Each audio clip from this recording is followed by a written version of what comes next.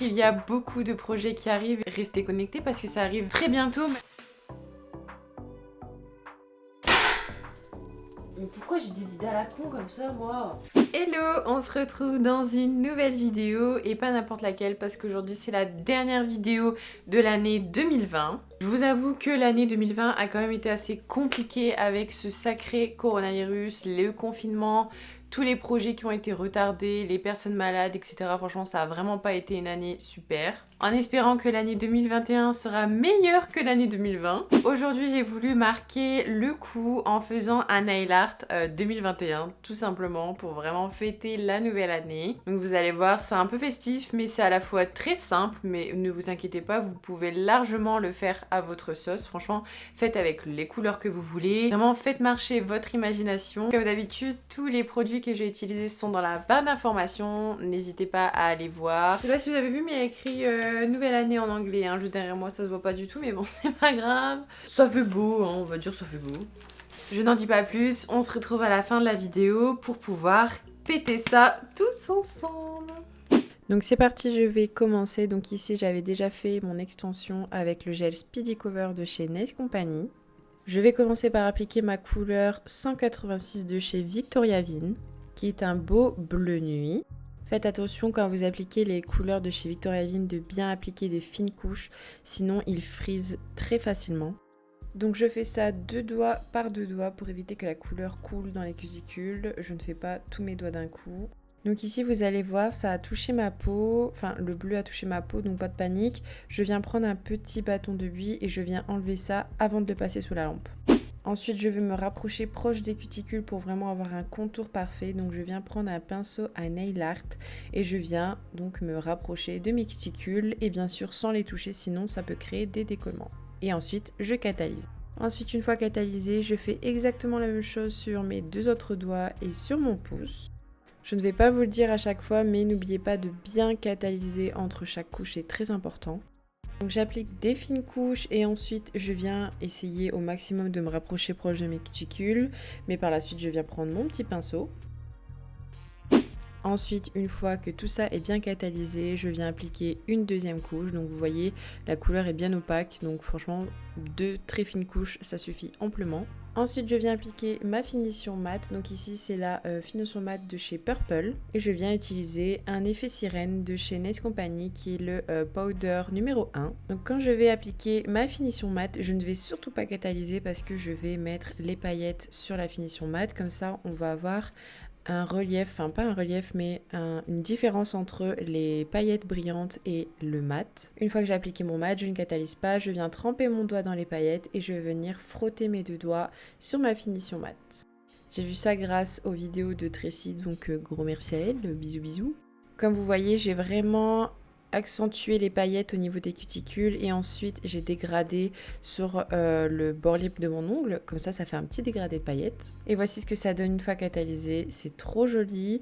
Je fais ça sur mes 2 autres doigts et sur mon pouce. Je viens enlever l'excédent avec mon pinceau pour pouvoir travailler mon nail art.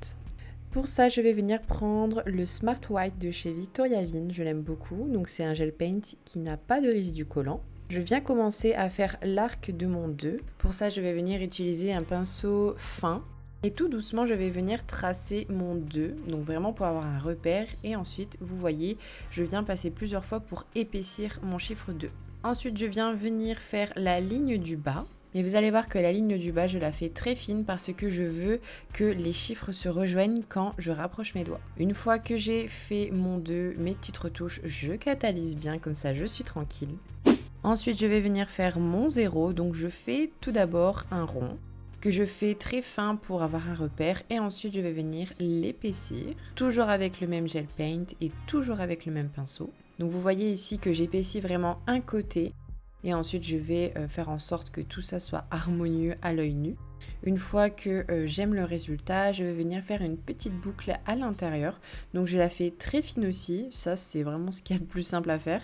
Et ensuite, je vais faire une ligne très fine. Donc comme je vous disais, je veux que les chiffres se rejoignent. Donc voilà, je fais une première ligne à gauche et ensuite je la fais à droite un petit peu plus au-dessus. Je vérifie bien que tout ça est harmonieux et que les petites lignes fines se rejoignent.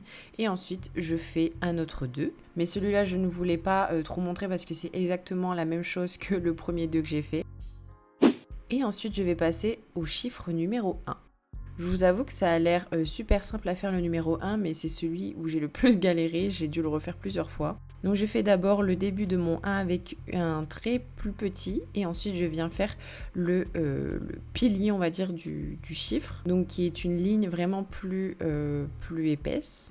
Une fois que je suis contente, je viens faire le trait en dessous du 1 pour vraiment le finaliser. Je fais les petites retouches et tout ça, je regarde que tout va bien. Et je termine avec un petit trait qui relie avec le numéro 2. Et voilà, tous mes chiffres se rejoignent, c'est trop mignon. Ensuite, passons aux petits détails. Je prends un Doutine Tool, je viens faire un petit point et je vais venir faire des petits traits en fait pour faire des petites étoiles. Donc ça, vous n'êtes vraiment pas obligé, mais c'est vraiment pour donner une petite touche en plus. Et ensuite, je viens faire des petits points tout petits. Donc voilà, pour faire des petites étoiles.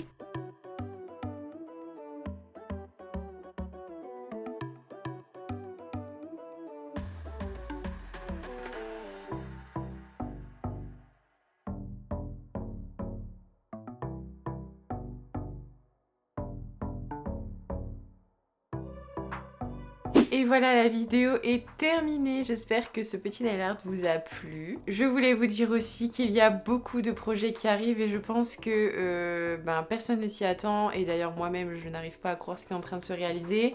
Mais vous verrez plus tard. Et je voulais vous dire aussi que restez connectés parce que ça arrive très bientôt, même plus tôt que prévu. Je parle peut-être de quelques jours ou de quelques semaines. Voilà, c'est vraiment très bientôt. J'ai vraiment trop hâte que vous voyez le projet que j'ai fait. Ça fait des mois que je travaille dessus. Enfin bref, j'en dis pas plus. Voilà, je voulais vous dire une bonne année et surtout la santé, le bonheur. Profitez de la vie, amusez-vous. Si les autres vous critiquent, vous vous en foutez. Si les autres ne sont pas d'accord avec vos avis, vous vous en foutez. Le principal, c'est que vous ayez la santé et que vous soyez heureux. Les autres, on les emmerde. Je vais éclater cette petite chose là et je sens que je vais regretter parce qu'il y en aura partout.